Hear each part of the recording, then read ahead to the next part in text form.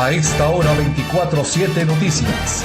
Las más recientes noticias nacionales e internacionales, entregadas y analizadas en todas las plataformas virtuales. 24/7 Noticias, en Radio 24 Online Colombia. Saludo cordial amigos y amigas de Radio 24 Online Colombia y Cívica Televisión. Es un placer estar con ustedes para entregarles la emisión correspondiente al día de hoy de 24/7 Noticias, noticiero que produce Empromedios Group, empresa productora de medios de comunicación. Aquí estamos, mi nombre es Alfredo Chavarro y con nuestro equipo de producción técnica y periodística comenzamos a entregarles las noticias sobre los hechos más importantes que se destacan y que ocurren a lo largo y ancho del territorio nacional. Los invitamos a que nos ayuden a compartir para que más personas puedan vernos a través de las plataformas digitales. Gracias a quienes nos ven a través de Cívica Televisión y Radio 24 Online Colombia. Comenzamos diciendo que el presidente de Colombia, Gustavo Petro Urrego, que estará hasta mañana a las 3 de la tarde en este importante cargo, alerta sobre un plan para generar hechos de violencia durante la posesión presidencial este 7 de agosto, mañana, y afirmó que estos podrían ser utilizados como argumento para declarar un estado de conmoción. Según explicó, esta medida excepcional permitirá al gobierno entrante expedir decretos con fuerza de ley, lo que podría usarse para acabar las reformas sociales aprobadas durante su gobierno. En la posesión, el día viernes, se anuncian una serie de hechos de violencia que puede llevar, en lo que quieren, al gobierno de Abelardo a declarar el estado de conmoción interior. ¿Para qué? Porque ese régimen de excepción permite que el gobierno dicte leyes y no solamente el Congreso, y como la mayoría de las reformas sociales que aprobó este gobierno de la vida son leyes, pues perfectamente en cuestión de una semana, a través del estado de conmoción interior, los decretos que se expidan pueden acabar con las leyes de las reformas sociales que tan duramente nos costaron aprobar en Colombia. Solo necesitan que haya violencia, solo necesitan una excusa para declarar el estado de conmoción interior. Y entre otras, a propósito del gobierno entrante de Abelardo de la Espriella, el general Óscar Mauricio Gómez, director de la Escuela Militar de Aviación, ha explicado cómo será el despliegue de aeronaves para garantizar la seguridad en Cali antes, durante y después de la posesión del presidente electo Abelardo de la Espriella Otero.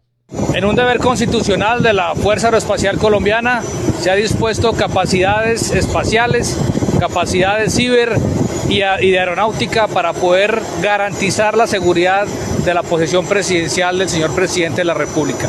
Es un deber. ¿Cómo va a estar la Fuerza Aeroespacial en cuanto al dispositivo de seguridad aparte de las aeronaves? ¿Van a apoyar también? Claro, tenemos un dispositivo de seguridad extendido hacia el aeropuerto, hacia los alrededores de la Escuela Militar de Aviación para garantizar la seguridad de todos los movimientos que se desarrollan en la ciudad de Cali que tienen que ver y que convergen en la posesión presidencial. Sobre los aviones, ¿qué características? ¿Aviones de inteligencia, de vigilancia? ¿Cómo está ese despliegue?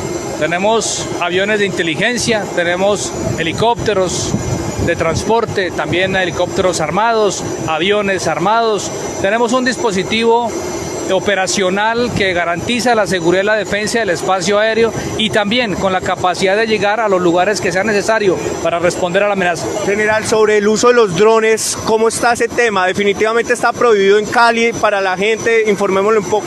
Absolutamente prohibido el empleo de drones durante la posesión presidencial. Es una manera de garantizar la seguridad. es una manera también de preservar y garantizar la movilidad, de garantizar las operaciones, de garantizar la posesión presidencial y de garantizar también todos los elementos que puedan confluir y que se conviertan en una amenaza. Y este 7 de agosto, fecha en la que se posesionará el presidente electo Abelardo de la Espriella, en la que el pacto histórico ha anunciado protestas pacíficas en Bogotá, Cali, Barranquilla y otras ciudades, habrá días sin carro en la capital del Valle del Cauca, ahí mismo en el escenario en donde se posesionará el presidente electo. Se desarrollará restricción desde las 7 de la mañana hasta las 8 de la noche, según lo ha explicado Sergio Javier Moncayo, quien es el secretario de la Movilidad Caleña. Bueno, como lo dice, vamos a tener movilidad sostenible el 7 de agosto, donde vamos a tener restricciones a motocicletas y automóviles desde las 7 de la mañana hasta las 8 de la noche. Esta medida pues se toma teniendo en cuenta medidas de seguridad, pero también para que aprovechemos los caleños, disfrutemos nuestra ciudad este viernes festivo, salgamos a caminar, salgamos en familia, salgamos con nuestras mascotas. Vamos a tener algunas excepciones en esta medida, como especialmente ¿quiénes? Personal de asistencial médico, médicos, personal administrativo que trabajan en los hospitales y clínicas, personal de enfermeras y demás. También si yo tengo un viaje y necesito desplazarme al aeropuerto, lo puedo hacer en mi vehículo, pero debo llevar el tiquete del vuelo, o si estoy ingresando a la ciudad, pues también el tiquete del vuelo. También personal de comunicaciones, que va a ser tan importante este día. ¿Cómo se pueden identificar? Pues muestran su credencial o su tarjeta que los identifica que pertenecen a determinada empresa para que se puedan movilizar. Invitamos a todos los caleños o personas que visiten Cali que consulten pues todas estas excepciones en la página de la alcaldía, donde está colgado ya este decreto para consulta de todas las personas.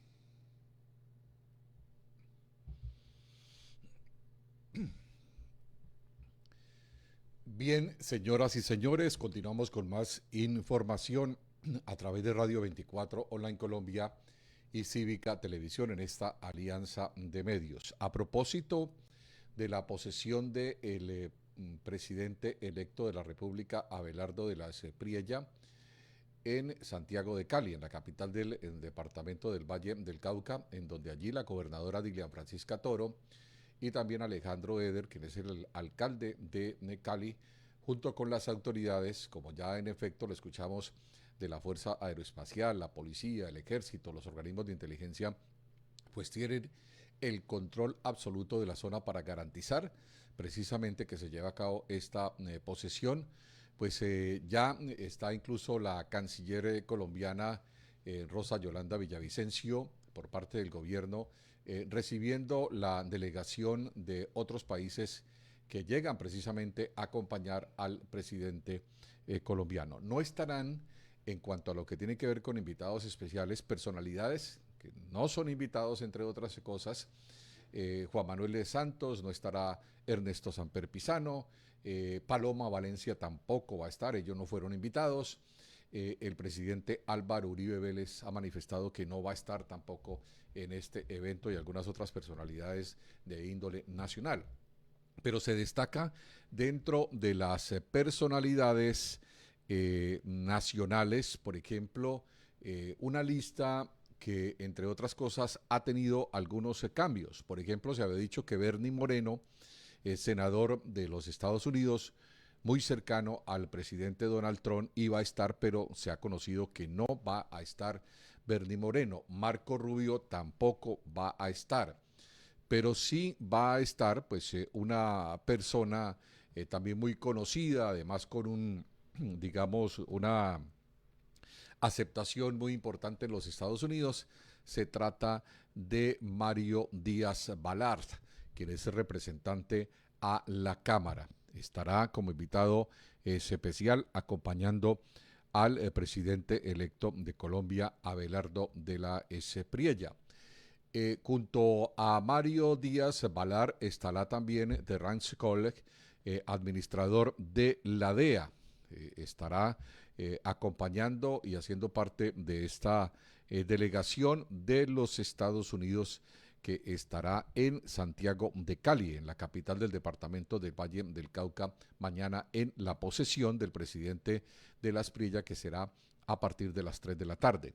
Junto a estos dos invitados estará también la señora Sarah Carter, directora antidrogas. Estará ahí dentro de la lista de acompañantes en este acto de posesión del nuevo mandatario de los colombianos. Junto a estos estará Cliff Sims, asesor de seguridad nacional del vicepresidente. Es otra de las personas que estará presente en este acto de posesión, repetimos, que se significará mañana en la capital del Valle del Cauca.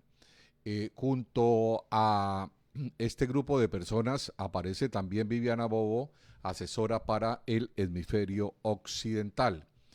Y junto a ellos estará también en el acompañamiento al mandatario colombiano Gregory Mix. Estarán allí presentes acompañando. Esta es la delegación perdón, que acompañará al presidente electo de Colombia, Abelardo de la Espriella. Esta es la delegación norteamericana que estará reunida mañana acompañando a Abelardo de la Espriella Otero. Bien, esperemos a ver que todo se lleve a cabo en completa normalidad. Y debe ser así, y seguramente va a ser así, porque hay un compromiso incluso de la oposición de Abelardo de la Espriella, representado en el Pacto Histórico, y bajo el liderazgo de por mañana de Iván Cepeda, pero por pasado mañana será el mismo presidente de la República que asumirá pues la dirección de la oposición en Colombia del actual gobierno, o del gobierno entrante mejor, de Abelardo de la Espriella. Bien, señoras y señores, el Congreso de la República envió una dura respuesta al Tribunal de Cundinamarca.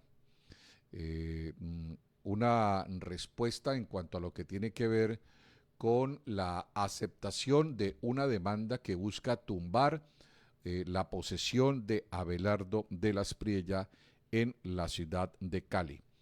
En el documento, el Congreso advierte que de acogerse, óiganlo bien, que de acogerse esta solicitud se incurriría en una interferencia a las decisiones que han tomado otros poderes públicos.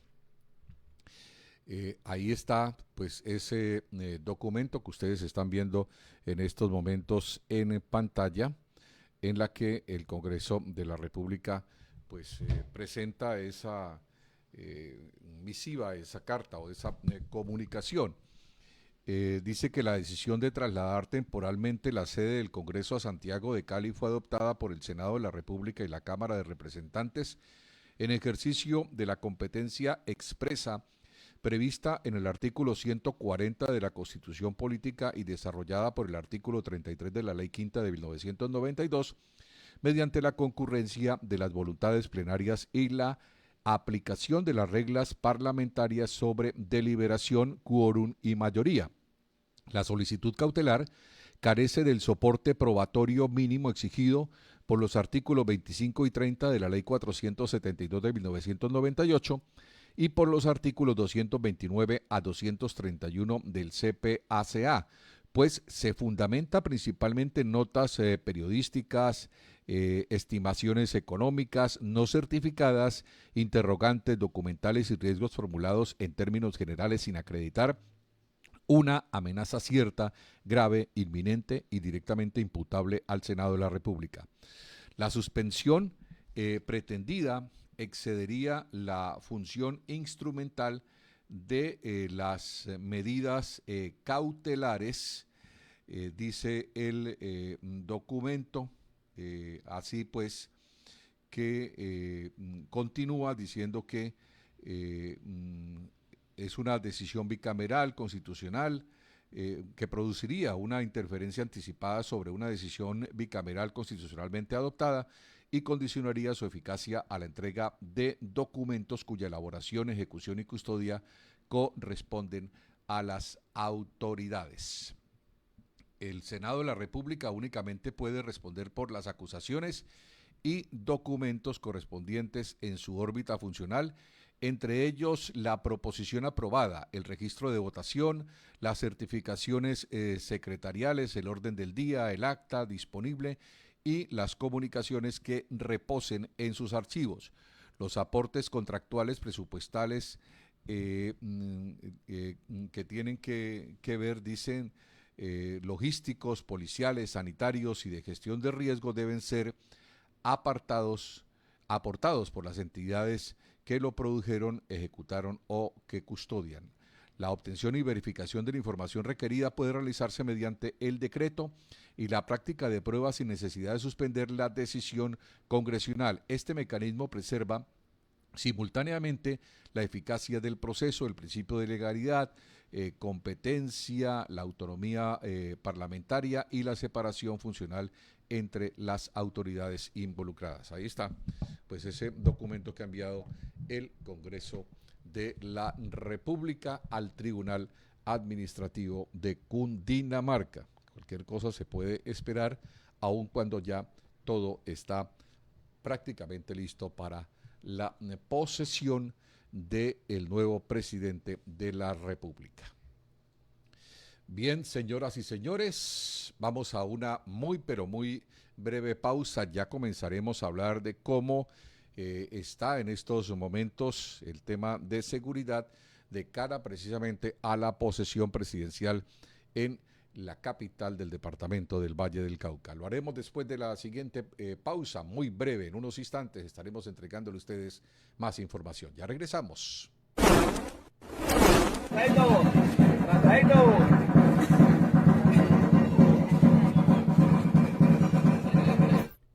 Este programa es afiliado a la Red de Prensa Colombiana e Internacional. Ustedes están viendo Radio 24/7 Online Colombia. Bien, señoras y señores, aquí estamos de vuelta con ustedes para entregarles más noticias. Saludamos a todos quienes a través de Cívica Televisión nos ven y nos escuchan. Por supuesto, también a través de Radio 24 Online Colombia. Vamos con el Ministerio de la Defensa, porque ha dicho Pedro Sánchez, quien es el titular de esta cartera, que se han desplegado todas las capacidades para mitigar los riesgos que se puedan presentar. El anuncio lo hizo tras conocerse de posibles alteraciones del orden público en el Congreso para la posesión del presidente Abelardo de la Espriella. Esto dijo Pedro Arnulfo Sánchez Suárez. Los riesgos han sido identificados, pero lo más importante es que se desplegaron todas las capacidades para mitigarlos. Dentro de esos riesgos, pues podría existir vandalismo o bloqueos, que eso va en contra de la ley. Lo que está permitido es lo que ocurre cada día. En promedio, 33 protestas sociales diariamente ocurren aquí en Colombia. Disculpen la redundancia ahí. Pero estas protestas están protegidas por la Constitución y la ley. Sin embargo, también hay herramientas jurídicas que permiten a los gobernantes limitar ciertos derechos, la movilidad, por ejemplo, decir días sin carro, días sin moto, o ley seca, etcétera, que son medidas que se están estableciendo para garantizar que esa área donde va a ser el evento, donde consideremos nosotros que es estratégico, pues se mantenga con total tranquilidad, normalidad y funcionamiento para los colombianos. Muchas gracias. Ministro, desde la Asociación de Hospitales y Clínicas de Colombia se ha dado un respaldo al giro directo al 90%, pero están exigiendo una estricta vigilancia sobre los recursos. La ACHC afirmó que el decreto recoge una propuesta del gremio y sostuvo que permitirá que con la misma plata haya mayor fluidez en el sistema. Advirtió que el reto será garantizar que los recursos lleguen a las IPS que atendieron a los pacientes. El Gobierno Nacional acaba de expedir el decreto 930. Mediante él se incrementa el porcentaje del giro directo pasando del 80 al 90%. Se aclara que se trata de un porcentaje del porcentaje mínimo. Aplica para el régimen subsidiado y para el régimen contributivo y también para los presupuestos máximos. Es una solicitud que venía tramitando la ACHC desde hace mucho tiempo en medio de una propuesta que denominamos el Plan Extraordinario de Liquidez y va a permitir que con la misma plata que circula en el sistema de salud tengamos más transparencia y más celeridad en el movimiento de los recursos y hacer que estos lleguen a las instituciones que prestaron los servicios. Lo que sigue ahora es que se pueda aplicar en el siguiente gobierno, que se le haga la vigilancia y control suficiente para que se oriente efectivamente a las instituciones que más necesitan esa liquidez. Bien, aquí estamos, señoras y señores, entregándoles 24/7 Noticias, noticiero que produce En Promedios Group, empresa productora de medios de comunicación y que transmitimos a través de Radio 24 Online Colombia y Cívica Televisión. Muchas gracias a quienes nos ven, a quienes nos escuchan y también quienes durante todo el día a través de las plataformas digitales nos siguen, conocen lo que preparamos día a día a través de nuestro equipo de producción técnica y periodística. El presidente Gustavo Petro Urrego ha indicado que Colombia tendrá una desobediencia pacífica. Lo dice el mismo mandatario que, entre otras cosas, pues está a menos de 12 días para mantenerse dentro del cargo. Él dejará su cargo mañana y asumirá la dirección de la oposición del gobierno del presidente Abelardo de la Espriella. Tenemos un gobierno ilegítimo, entonces obedecemos. No, pero no solamente nos dedicamos a desobedecer, sino que hay que pasar en positivo a la construcción, tal como veníamos en este gobierno. Construir desde abajo, construir con criterio de gobierno, construir real y territorio con libertadoras que cuiden al pueblo, que si el ejército y la policía en esas regiones obedecen a la Constitución, bienvenidas sean, pero allí donde obedezcan a las mafias, tampoco se les obedece. Las guardias libertadoras son para defender la vida del pueblo, no son paramilitares, sino que obedecen exclusivamente las asambleas del pueblo del territorio y por tanto su fuerza. Y de pronto las armas tendrían que estar al servicio y bajo las órdenes éticas de la misma ciudadanía territorial. Y cuando hablo de armas, estoy hablando de agresiones violentas profundas que desde el Estado se puedan dar sobre sectores de la sociedad colombiana. Solo ahí y bajo el dominio y la orden de la ciudadanía civil, no para quitar, atacar los derechos ciudadanos de la población que no votó por Cepeda. No se trata de perseguir políticamente personas diferentes, sino se trata es de aplicar la Constitución del 91 en el territorio nacional. Por eso hay que construir las más amplias alianzas. Le llamo la alianza por la vida y no retroceder hacia pequeños grupúsculos que nos aíslen de las mayorías nacionales. Es construir una mayoría nacional mayor que la que ya se expresó en las elecciones con casi 13 millones de votos, quizás más, y que ya habían puesto el presidente de Colombia, que no se llama Abelardo el Breve, sino que se llama Iván Cepeda.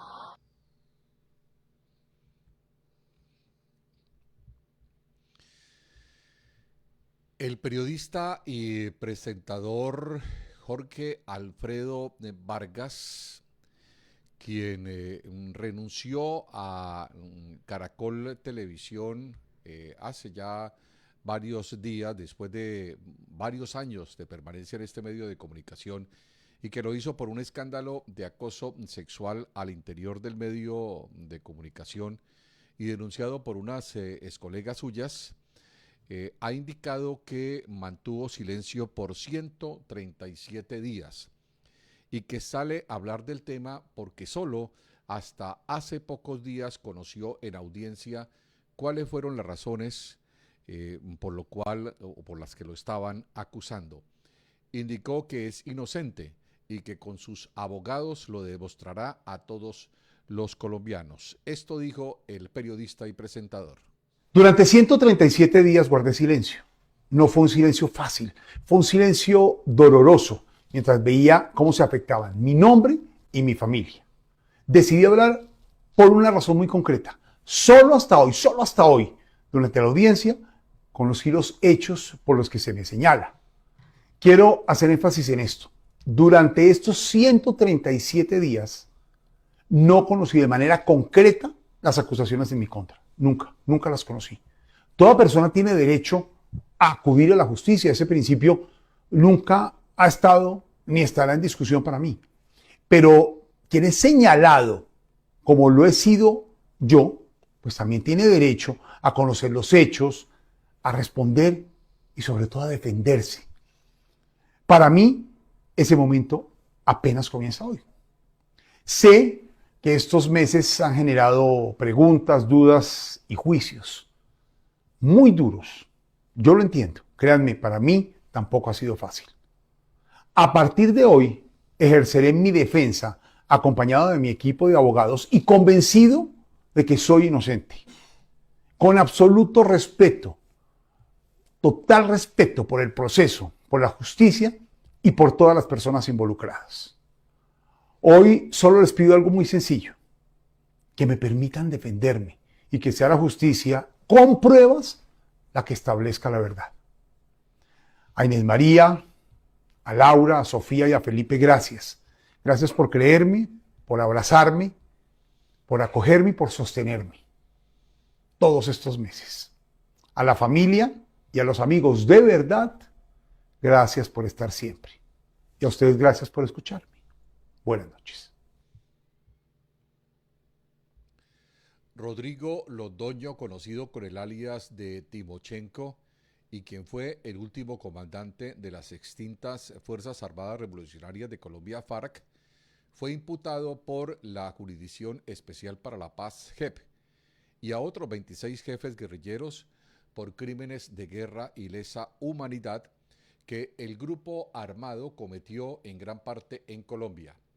Las FARC realizaron ataques y atentados contra el expresidente Álvaro Uribe Vélez en pleno ejercicio de su cargo como presidente de la República. Esto fue lo que se dijo desde la Jurisdicción Especial para la Paz respecto del señor Timochenko y otros 26 integrantes de las extintas FARC. Incluso en las tomas firmaban en las casas que eran ellos. Incluso buscaban ser reconocidos como la autoridad armada en los territorios. En cambio, en las ciudades la guerrilla se ocultaba y evitaba dejar rastro.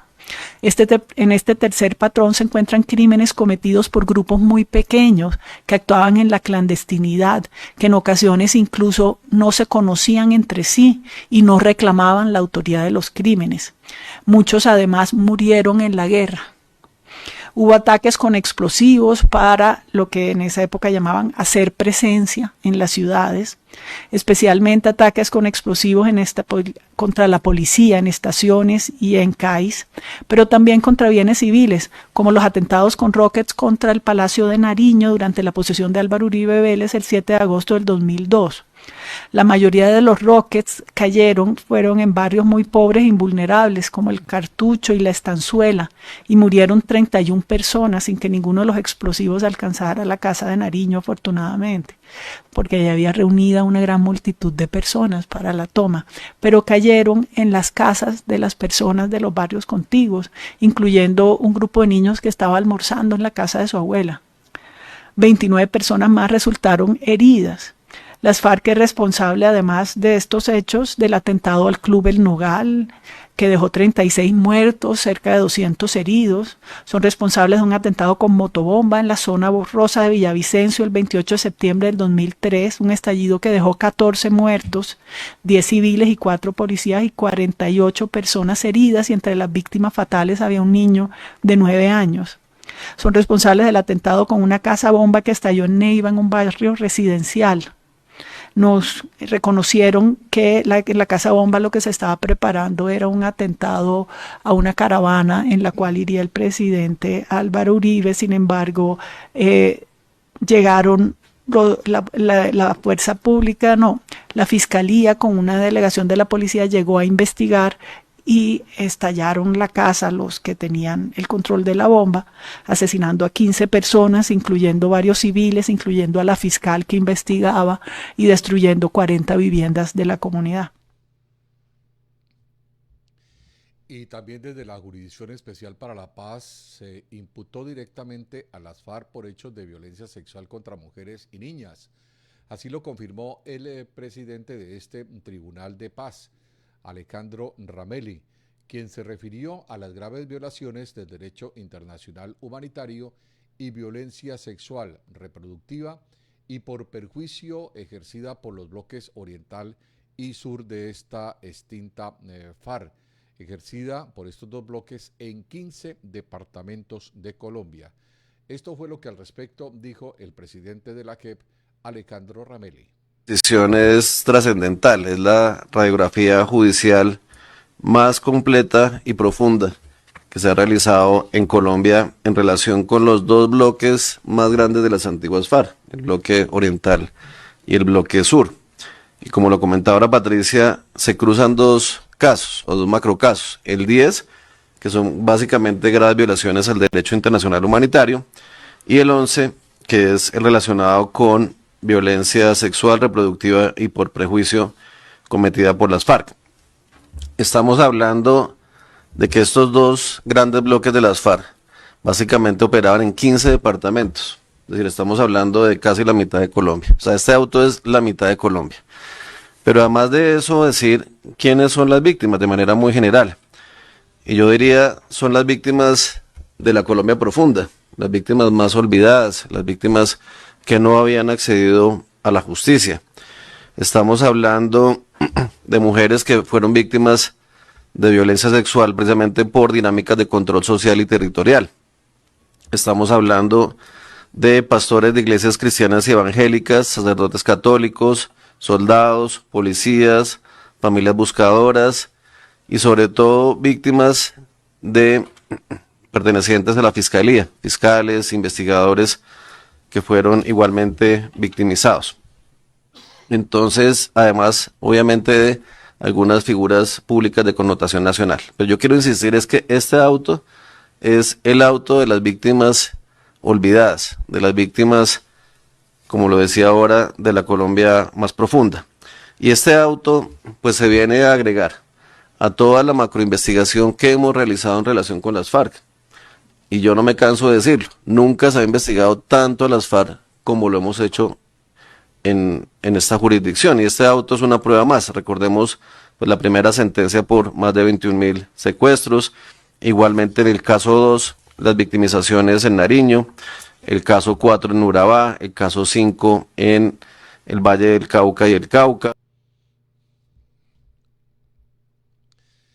Bien, señoras y señores, recuerden que ustedes están viendo 24/7 Noticias, noticiero que produce En Promedios Group, empresa productora de medios de comunicación y que presentamos a través de Radio 24 Online Colombia y Cívica Televisión. Estamos conectados también a través de las plataformas digitales y lo invitamos para que nos sigan viendo y nos ayuden a compartir para que más personas puedan conocer el contenido noticioso que día a día les entregamos a través de cada una de nuestras emisiones. Ya en unos instantes estaremos escuchando declaraciones de la senadora del Partido Centro Democrático, Sandra Bernal, que hará una cita, entregará una cita a la Contraloría General de la República de Colombia. Ya le contaremos exactamente cuál es el objetivo y también otras noticias muy importantes que les hemos preparado en esta emisión. En cuestión de segundos retornaremos con ustedes para mantenerlos muy bien informados.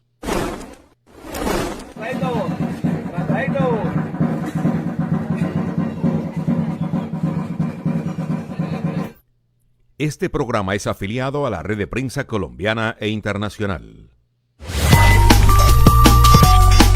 Ustedes están viendo Radio 24/7 Online Colombia.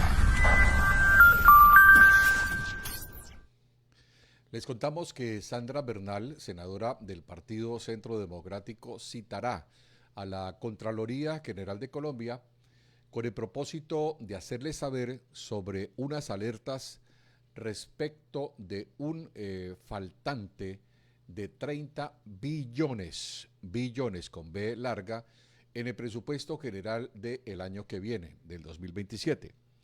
Ella pide que le expliquen qué pasó con 54 billones de pesos destinados a obras que no se han terminado y sobre 214.000 millones de pesos más en proyectos que, según el ente de investigación fiscal, no se podrán recuperar. Esta es la preocupación reflejada en lo que dice por parte de la senadora del Centro Democrático, Sandra Bernal.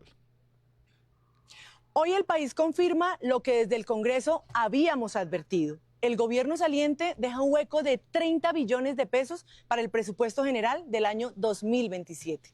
Una bomba fiscal que compromete la estabilidad económica de los colombianos. Y esto no es todo. La Contraloría reveló 54 billones de pesos en obras inconclusas y 214.000 millones de pesos en proyectos que ya no se podrán recuperar. Los recursos de los colombianos enterrados por la improvisación. Y mientras tanto, la inversión en transporte fue mínima. En la reforma agraria no se cumplieron sus metas y ni siquiera están garantizados los recursos para los programas sociales como Colombia Mayor. Esta no es una crisis de cifras, es el resultado de un mal gobierno, de una mala gestión. Desde el Congreso seguiremos ejerciendo un control político eficiente para que los responsables respondan y nunca más se ponga en riesgo los recursos de los colombianos. Bien, ahí estaba la posición de la doctora Bernal, senadora de la República. Saludamos a la gente de Somos Cúcuta, importante portal informativo también en la zona de frontera con la hermana República Bolivariana de Venezuela, en norte de Santander, en la ciudad de Cúcuta. Todo el personal de Somos Cúcuta, nuestro abrazo efusivo, nuestro abrazo cordial, siempre atentos para mantener también bien informada a los habitantes en esa zona del territorio nacional, el departamento norte de Santander. Continuamos con más noticias. Cielo Rusinque, superintendente de Industria y Comercio, ha indicado que en el gobierno del presidente Gustavo Petro Urrego se mantiene el compromiso con la dignidad y las víctimas del conflicto.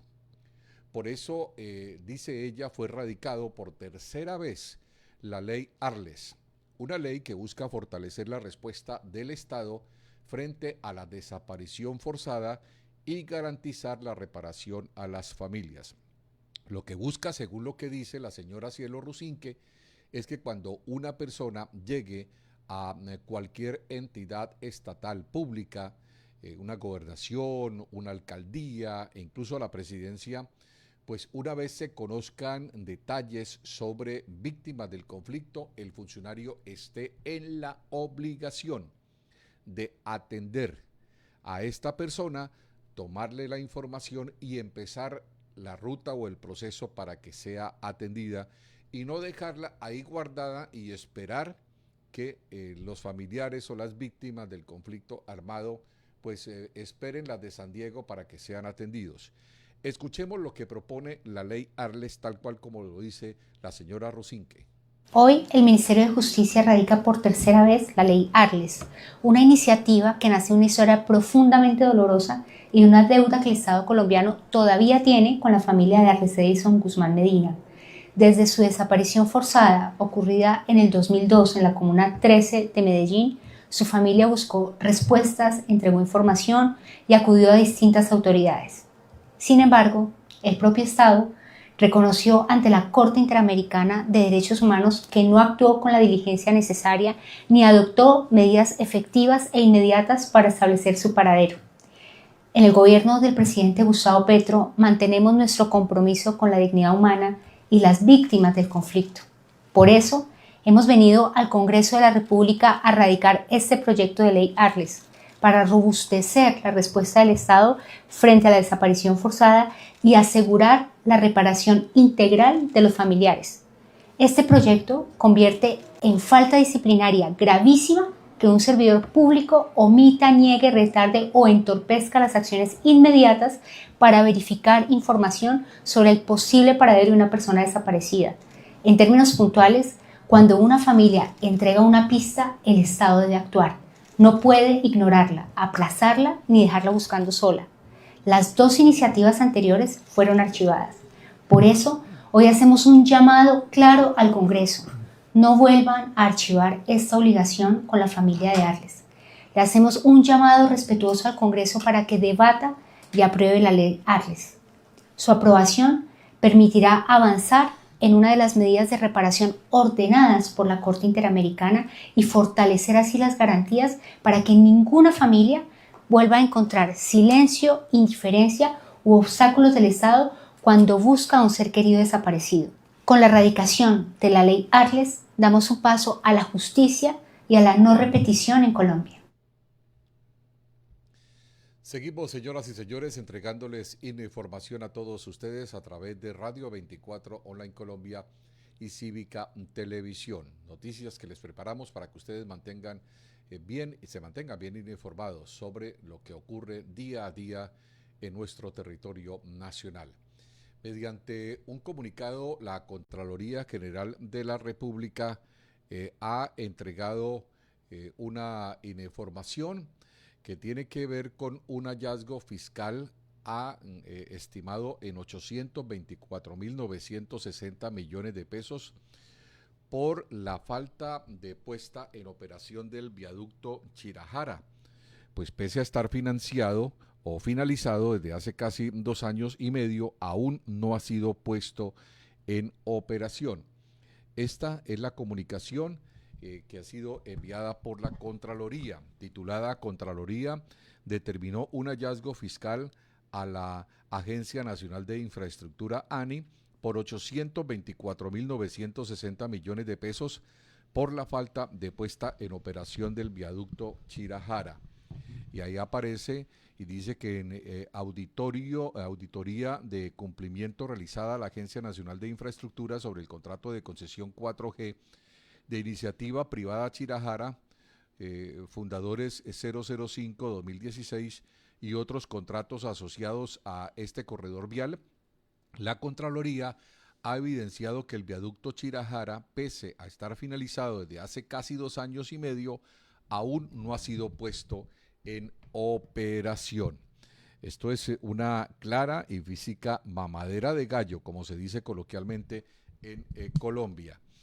En consideración de la Contraloría, la ANI no ha adelantado de manera adecuada y oportuna las gestiones técnicas, administrativas, financieras y contractuales necesarias para viabilizar y ejecutar las intervenciones requeridas en el túnel 13 y el puente 1, Quebrada Seca, que según el laudo arbitral condenatorio del 10 de noviembre del 2023, están bajo su responsabilidad y se requieren para superar las circunstancias que impiden la funcionalidad de dicho viaducto y del tramo de doble calzada que lo incluye. Por eso la Contraloría General de la República, a través de la delegada para el sector de infraestructura, determinó un hallazgo fiscal a la ANI por 824.960 millones de pesos en el marco de una auditoría de cumplimiento realizada a esta por el contrato de concesión 4G de iniciativa privada Chirajara, fundadores y otros contratos asociados a este corredor vial durante las vigencias 2022-2025. En el contrato de concesión, que es el número 424 de 1994, el órgano de control evidenció que pese a haber sido construido y finalizado con entregas de tramos viales entre junio del 2015 y febrero del 2025, incluyendo la construcción nueva del viaducto de Chirajara, pues hay situaciones que por supuesto están generando todavía problemas en un tramo de 6,5 kilómetros de esta vía Bogotá-Villavicencio, que no ha entrado en operación debido a los daños y aún no son reparados en el túnel 13. Pues ahí está esa comunicación que ha sido enviada por la Contraloría General de la República, que confirma un hallazgo, repetimos, fiscal estimado en 824.960 millones de pesos. Una obra que fue terminada hace 2 años, pero que lamentablemente no está en funcionamiento. No se está dando paso por este importante viaducto. Bien, señoras y señores, vamos a una nueva pausa. Ya regresamos porque tenemos más noticias importantes para entregarles a todos ustedes en la presente emisión. Escucharemos a Iris Marín, quien es la defensora del pueblo, que ha enviado una carta al presidente de la República. Ya ella misma le contará exactamente de qué se trata. También hablará la ministra entrante de la Salud, Ana María Vesga, refiriéndose a cómo va o cómo ve o qué planes hay con el sistema de salud de nuestro país.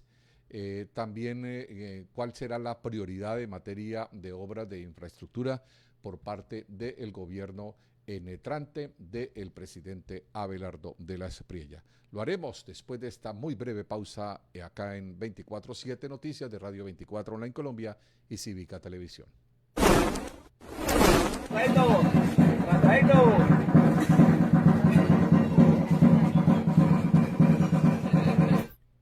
Este programa es afiliado a la Red de Prensa Colombiana e Internacional. Ustedes están viendo Radio 24/7 Online Colombia. Muy breve, señoras y señores, porque lo primero es la información que ustedes deben recibir para que se enteren exactamente de qué es lo que está ocurriendo desde nuestras propias fuentes, que son los protagonistas de cada una de las noticias que preparamos gracias a nuestro equipo de producción técnica y periodística.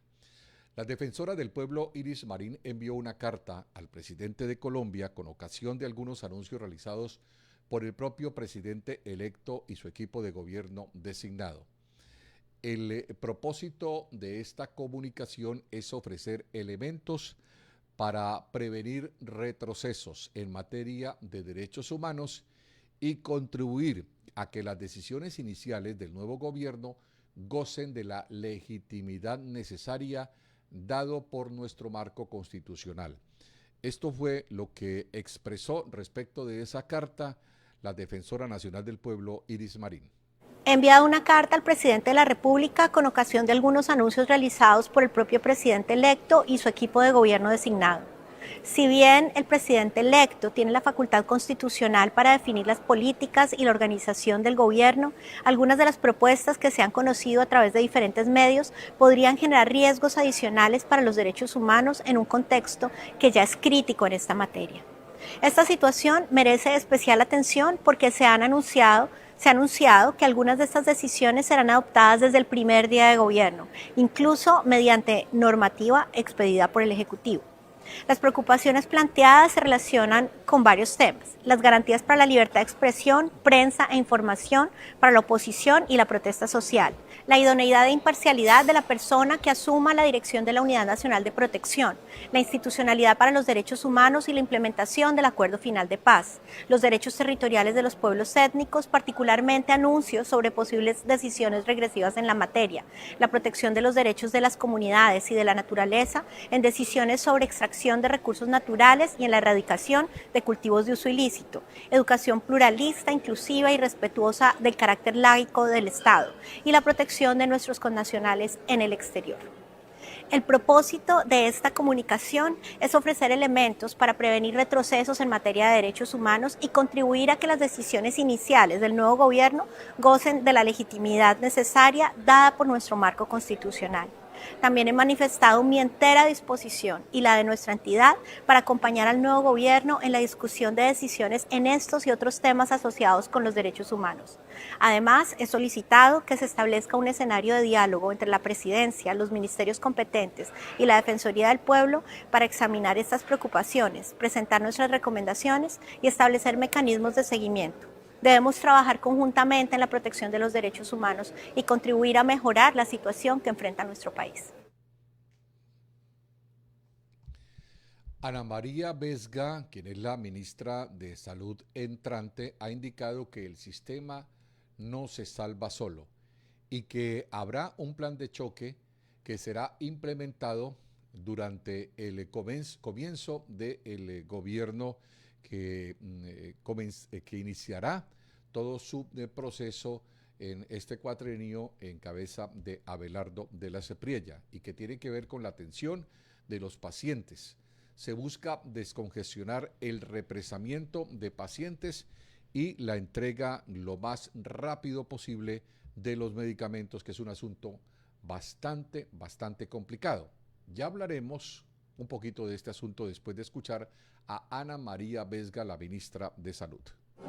Bueno, presentamos hoy en este escenario que hemos sido convocados por el Grupo Prisa para recibir las propuestas que desde diferentes actores se construyeron para el sector y traemos un mensaje de optimismo alrededor de lo que debe ser la reconstrucción del sistema de salud, que solo va a ser posible con el consenso y con la ayuda de todos los actores. Un plan que ha expresado el señor presidente alrededor de la necesidad de un plan de choque pronto para aliviar la represa de atención que hay en el país y desde luego la gran conversación alrededor del financiamiento que durante estos años ha sido la razón principal de la crisis humanitaria que estamos atravesando. Entonces, con optimismo pero también con un llamado a todos los colombianos sobre la necesidad de que todos aportemos a la reconstrucción del sistema. El sistema no se salva solo. Del plan de choque que se estaría diseñando y que se ha venido trabajando en los últimos meses y que el Ministerio estaría implementando durante los primeros meses del gobierno para poder, repito, resolver la represa de atención que hay particularmente en entrega de medicamentos y atención en salud a la población en todos los territorios. Seguramente los problemas de salud podrían mejorar y ojalá que mejoren.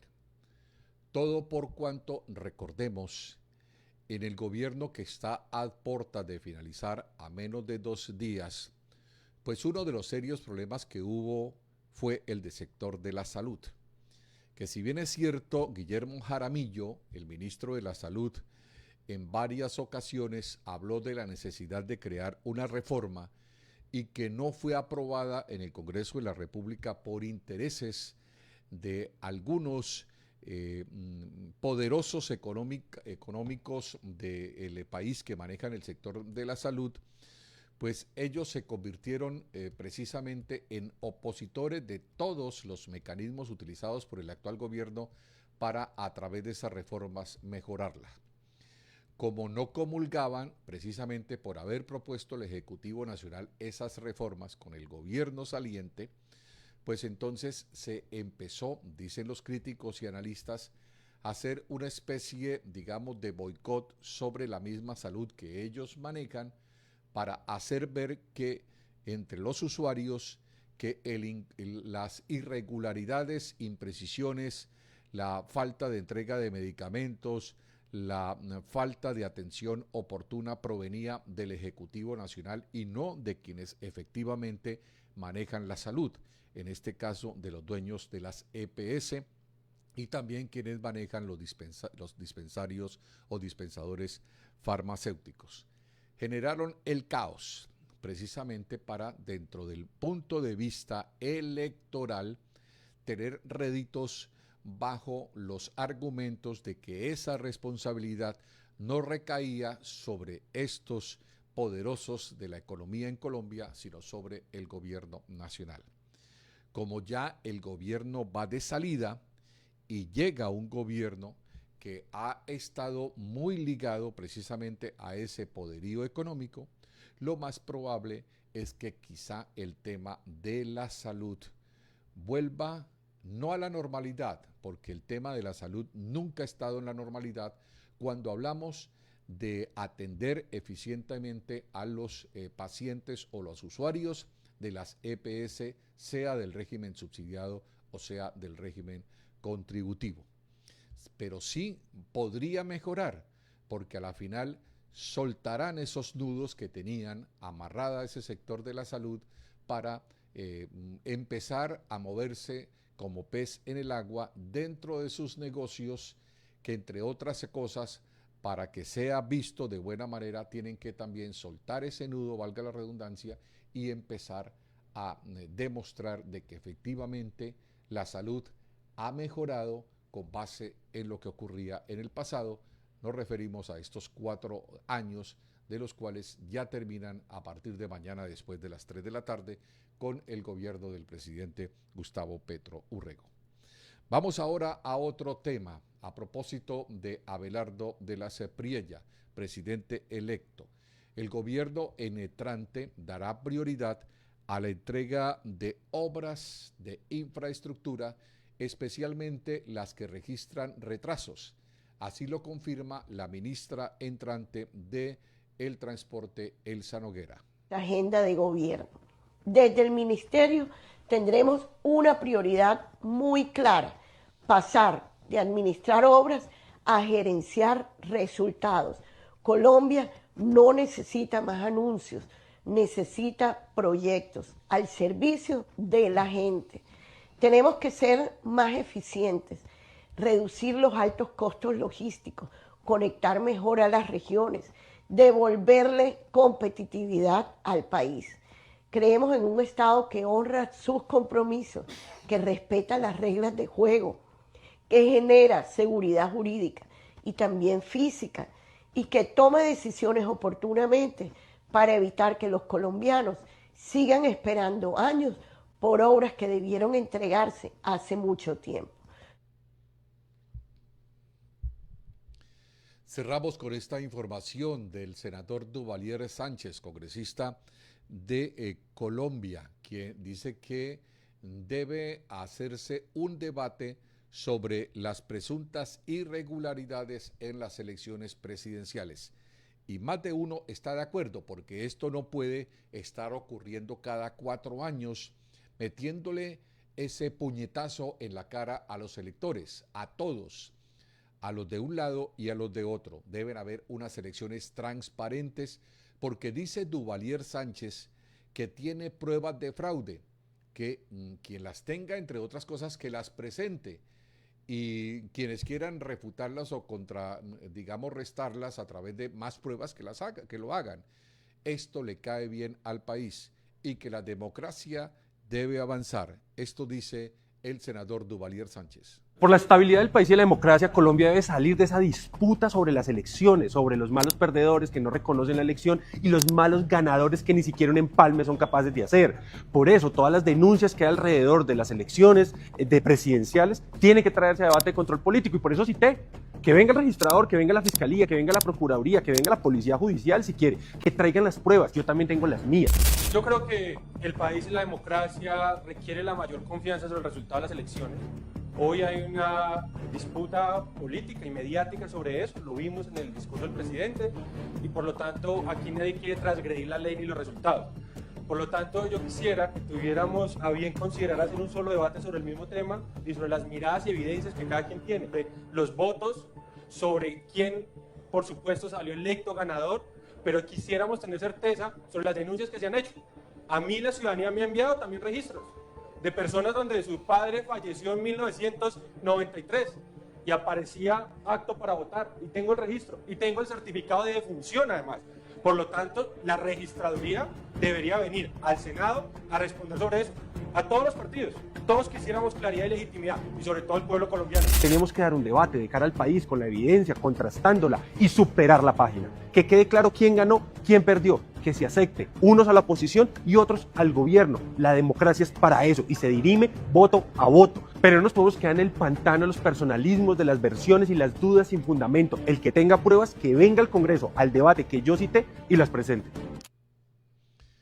Señoras y señores, de esta manera hemos llegado al final de la presente emisión de 24/7 Noticias, noticiero que produce Empromedios Group, empresa productora de medios de comunicación y que transmitimos a través de Radio 24 Online Colombia y Cívica Televisión en esta alianza de medios. Muchas gracias a la gente de Somos Cúcuta, a todos quienes nos ven a través de estos dos medios de comunicación y por supuesto a través de las plataformas digitales. Que esté muy bien, estaremos muy atentos frente a las noticias que ocurran a partir de estos instantes para entregárselas a través de Cívica Televisión y Radio 24 Online Colombia. Que estén muy bien, hasta pronto, feliz día.